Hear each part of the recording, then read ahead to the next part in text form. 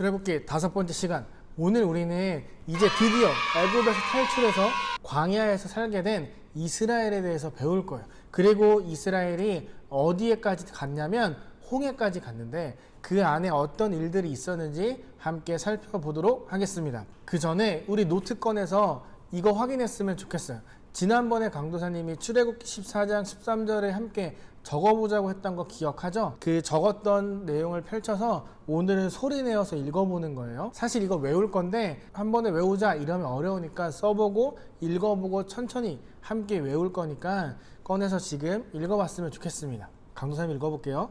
모세가 백성에게 이르되 너희는 두려워하지 말고 가만히 서서 여호와께서 오늘 너희를 위하여 행하시는 구원을 보라. 너희가 오늘 본 애굽 사람을 영원히 다시 보지 아니하리라.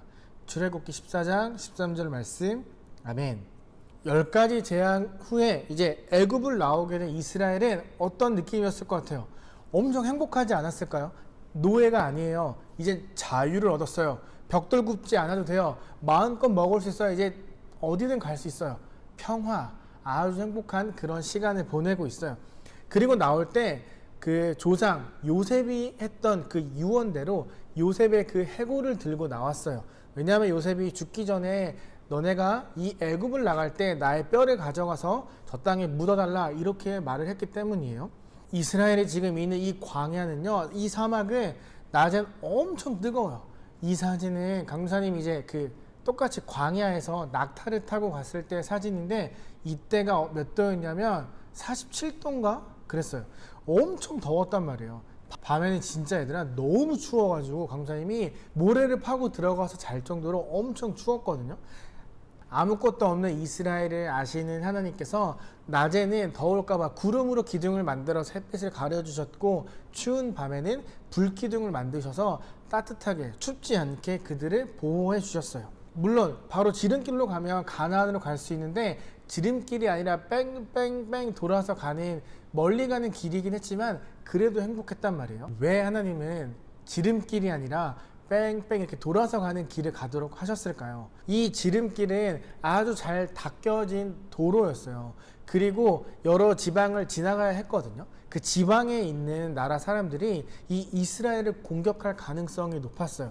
아직 전투를 해보지 않았기 때문에 누가 공격하면 이스라엘은 그냥 무너지고 말 거거든요. 그걸 아셨기 때문에 하나님이 바로 가지 않고 뺑뺑 이렇게 돌아서 가도록 하셨어요. 하루하루가 너무 행복했는데 어느 날 이 행복이 깨지기 시작했어요.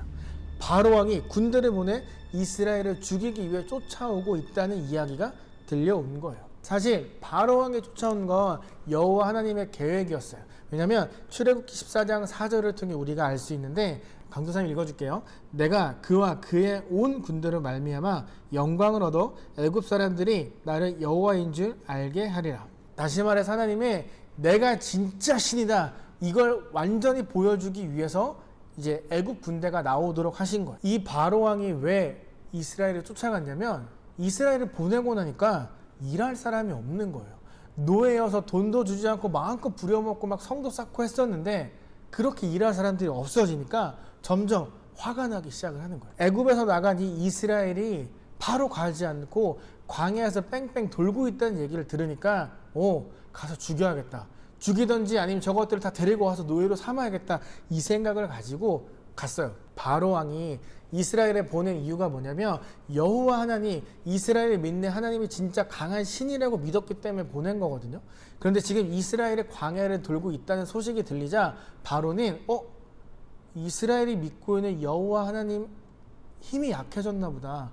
그럼 내가 충분히 가서 죽이거나 잡아올 수 있겠는데 내가 가야겠다 이런 생각을 가지고 군대를 보낸 거예요. 군대가 우리를 죽이려 쫓아온다는 얘기가 들렸어요. 이스라엘 사람들 사이에 있었으면 어땠을까요? 막 불평하고 욕하고 그런 마음이 우리에게 있지 않았을까요? 모세를 원망하기 시작을 해요. 그러면서 차라리 애굽에서 죽는 게 낫겠다. 왜 우리를 여기까지 끌고 와서 죽게 만드느냐 이런 말도 안 되는 이야기를 해요.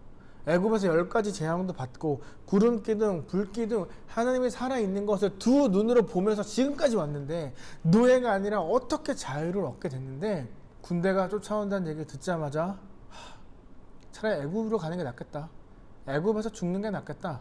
이런 말도 안 되는 이야기를 하고 있는 거죠. 예전에 모세 같았으면 하나님 이거 봐요, 내가 이럴 줄 알았어, 내가 그래서 안 한다고 했잖아요, 이렇게 말할 법도 한데, 모세가 지금 뭐 하는 줄 알아요? 바로 무릎을 꿇고 하나님 앞에 기도하기 시작을 해요. 그리고 그 많은 이스라엘 사람들을 진정시키기 시작을 해요. 아니야, 조금만 기다려봐. 여호와께서 너희를 위해 싸우실 거야. 그러니까 가만히 있자. 기다려보자. 그리고 하나님께서 홍해를 향해 손을 들라고 모세에게 말씀을 하셨어요. 싸움이라는 건 사실 이렇게 부딪혀서 한쪽이 내가 졌습니다, 이렇게 말을 해야 끝나는 건데, 지금 하나님은 내가 어떻게 싸워라 말씀하지 않으시고 그냥 홍해를 향해 손을 들어 이렇게 말씀을 하시는 거예요. 이게 일반적인 싸움의 모습은 아니죠. 옛날에 모세였으면 하나님 지금 이렇게 손 드는 게 아니라 저거 어떻게 싸워서 이길지 말씀해 주셔야죠, 이렇게 불평했어야 되는데, 모세가 말하지 않고 홍해를 향해 손을 들기 시작을 해요. 그래서 어떻게 됐어요? 홍해가 빡 갈라지기 시작을 하는 거예요. 이스라엘에 건넌 이 홍해가 얼마나 기냐면, 일단 전체 길이는 한 2000km 정도 돼요. 그리고 너비는 200에서 300km 정도 되는 거예요. 엄청 길고 넓은 거예요. 이스라엘 60만 200만 지나가기에는 좁은 넓이이지만, 그래도 사람들은 2000km 그 긴 거리를 막 따라서 빠져나갔어요. 동쪽에서 바람이 막 불어오기 시작하더니 바다가 갈라지기 시작하는 거예요. 근데 이 동쪽 바람은 우리가 배웠던 재앙 중에 메뚜기 재앙 있죠? 메뚜기 떼를 몰고 왔던 것도 이 동쪽 바람이었거든요. 바람이 불어서 홍해가 갈라지기 시작을 해요. 홍해가 쫙 갈라지면서 이렇게 벽을 만들기 시작을 해요. 그리고 이제 이스라엘이 막 건너가기 시작을 하는 거죠. 그럼 애국 군대는 이때 무엇을 했을까? 애국 군대가 사실 바로 뒤까지 쫓아왔거든요. 그런데 하나님께서 이스라엘이 편안하게 안전하게 건너갈 수 있도록 그 구름 기둥과 불 기둥을 이스라엘과 애국 군대 가운데 딱 두셨어요. 군대가 가고 싶은데 바람이 너무 많이 불고 막 뜨겁고 하니까 가까이 다가가지 못하는 거예요. 저기 홍해를 건너가는 게 두 눈으로 보이는데 쫓아가지 못하는 거예요. 이스라엘이 어느 정도 다 지나가기 시작하자 구름 기둥과 불 기둥이 사라졌어요. 그리고 이제 군대가 막 말을 타고 쫓아가기 시작을 하죠.